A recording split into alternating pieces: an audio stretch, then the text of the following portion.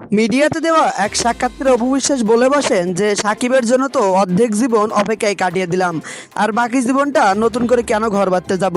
আপনারা হয়তো ইতিমধ্যে শুনেছেন সাকিব খানকে ছেড়ে অপু বিশ্বাস দ্বিতীয় বিয়ের কথা ভাবতেছে, এমন একটা নিউজে উত্তপ্ত গণমাধ্যম। এমনকি আমরাও বিভিন্ন ভিডিও আপলোড করেছি যেখানে দেখানো হয়েছে অপু বিশ্বাসের দ্বিতীয় বিয়ের ইস্যুটা। তবে এখন মূল কথা হচ্ছে এরকম কোনো অফিসিয়াল ঘোষণা এখন পর্যন্ত আসেনি।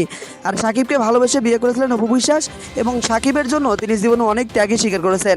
সাকিবের জন্য বেশ কিছুদিন একাকিত্ব জীবনযাপন করেছেন এবং বাকি জীবনটাও সাকিবের জন্য অপেক্ষা করে কাটিয়ে দিতে চান। অনেকে ভেবেছিল স্বপ্ন মুভলি দ্বিতীয় বাচ্চার ইস্যুতে হওয়ার পরে অপু বিশ্বাস হয়তো সিদ্ধান্ত নেবে দ্বিতীয় বিয়ের কথাতে, কিন্তু তিনি দ্বিতীয় বিয়ের ব্যাপারে স্ট্রেটলি না করে দিয়েছেন। বেশ কিছু জায়গায় তার মুখ থেকে শুনেছিলাম দ্বিতীয় বিয়ের প্রয়োজন বোধ করছেন তিনি, কিন্তু সেটা ছিল একদম ভুল। তিনি পরবর্তীতে বলেছিলেন যে আমি পরবর্তীতে কোনো এক সময় দ্বিতীয় বিয়ে করলে জানাবো আপনাদের। তবে দ্বিতীয় বিয়ের ইস্যুতে এই মুহূর্তে উত্তপ্ত গণমাধ্যম। তবে আপনাদের প্রত্যেকে জানিয়ে রাখি অফিসিয়াল ভাবে কোনো ঘোষণা এখন পর্যন্ত আসেনি। আর অপু বিশ্বাস তার ছেলের সাথে আসলে বাকিটা জীবন কাটাতে চান, নতুন করে কারো ঘর বাঁধতে চান না। অপু বিশ্বাস অবশ্যই সাকিবের জন্য যেভাবে অপেক্ষা করে যাচ্ছেন বাকি জীবনটাও সাকিবের জন্য অপেক্ষা করবেন। এই বিষয়টা নিয়ে আপনার মন্তব্য কি?